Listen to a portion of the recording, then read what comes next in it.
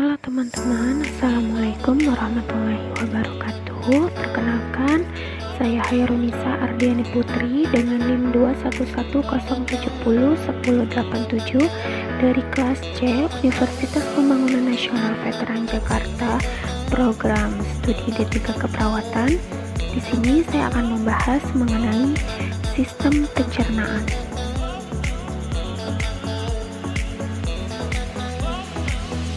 Langsung saja kita akan membahas sistem pencernaan. Apa sih sistem pencernaan? Teman-teman ada yang tahu nggak nih? Jadi sistem pencernaan adalah serangkaian jaringan organ yang bekerja untuk mencerna makanan. Selama di dalam saluran pencernaan, makanan akan mengalami proses pencernaan baik secara mekanik maupun secara kimiawi. Nah, selanjutnya kita akan bahas organ-organ sistem pencernaan nih. Ada mulut, kerongkongan, lambung, usus besar, usus halus, dan yang terakhir itu ada anus. Yang pertama kita akan bahas mulut. Mulut adalah awal dari saluran pencernaan. Proses pencernaan manusia dimulai bahkan sebelum proses menggigit. Kelenjar ludah menjadi aktif saat seseorang melihat dan mencium hidangan makanan. Setelah mulai makan, mulut akan mengunyah makanan menjadi potongan-potongan yang lebih kecil agar mudah dicerna. Air liur pun bercampur dengan makanan untuk mulai memecahnya menjadi bentuk yang dapat diserap dan digunakan tubuh. Saat menelan, lidah memasukkan makanan ke tenggorokan dan ke kerongkongan. Di dalam mulut itu ada gigi, ada lidah, dan juga ada kelenjar ludah.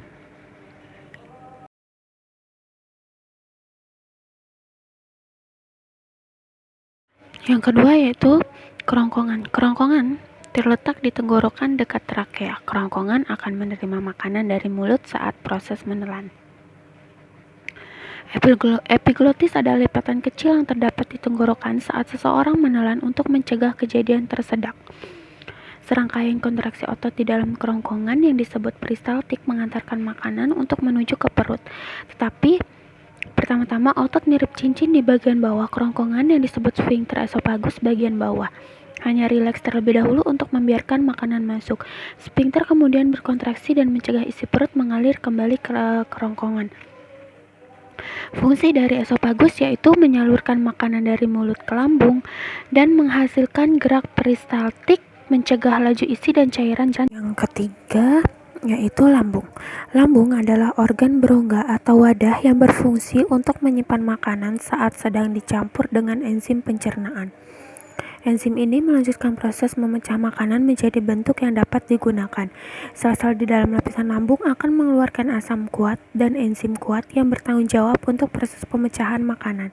Ketika makanan sudah diproses, sisanya kemudian dilepaskan ke usus kecil.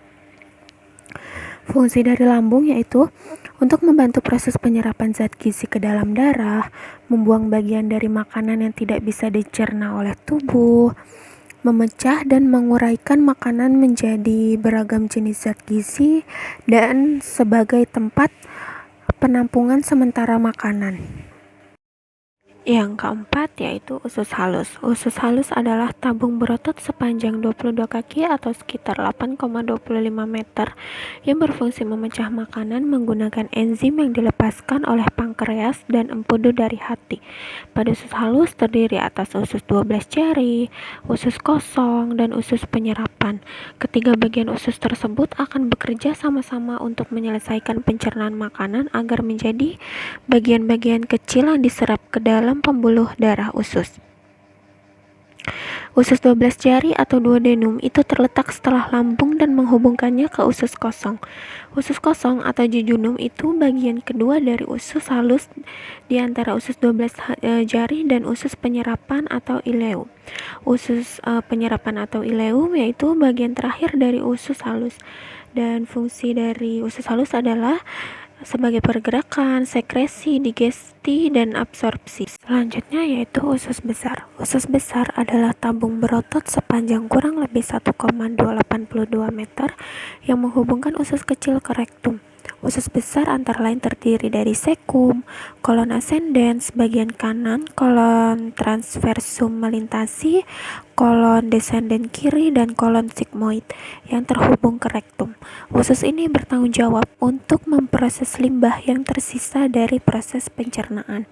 Limbah atau kotoran dilewatkan melalui usus besar dengan cara peristaltik. Pertama dalam keadaan cair dan akhirnya dalam bentuk padat. Kotoran kemudian disimpan dalam usus sigmoid sampai ada dorongan untuk mengosongkannya. Gerak peristaltik lalu mendorong tinja ke dalam rektum sekali atau 2 kali sehari hingga dikeluarkan melalui. Nah, kita masuk ke organ sistem pencernaan yang terakhir nih, yaitu ada anus. Anus adalah bagian terakhir dari saluran pencernaan. Organ ini berbentuk saluran sepanjang 2 inci atau 5,08 cm yang terdiri dari otot-otot dasar panggul dan 2 sphincter anal, internal dan eksternal. Anus dikelilingi oleh otot-otot sphincter yang penting dalam memungkinkan mengontrol pengeluaran tinja. Otot dasar panggul menciptakan sudut antara rektum dan anus yang dapat menghentikan tinja keluar ketika itu tidak seharusnya. Sphincter internal selalu kencang kecuali ketika feses memasuki rektum. Hal ini berfungsi agar seseorang bisa mencegah BAB tanpa disadari ketika tidur atau tidak menyadari kehadiran feses. Baik, yang terakhir kita akan membahas fungsi sistem pencernaan. Tadi kan kita udah bahas mengenai pengertian sistem pencernaan, organ-organ sistem pencernaan ada apa aja, dan sekarang fungsi sistem pencernaan. Sistem pencernaan memiliki fungsi utama mengubah makanan menjadi nutrisi yang dibutuhkan tubuh. Nutrisi tersebut diantaranya diperlukan untuk proses perkembangan, perbaikan sel tubuh, termasuk sebagai sumber energi sehari-hari. Ketika proses itu selesai, organ pencernaan kemudian dengan mudah mengemas limbah padat makanan untuk dibuang sebagai feses. Baik, pembahasannya sudah selesai. Semoga apa yang disampaikan bisa dipahami dan dapat dimengerti oleh teman-teman sekalian. Wassalamualaikum warahmatullahi wabarakatuh. Terima kasih.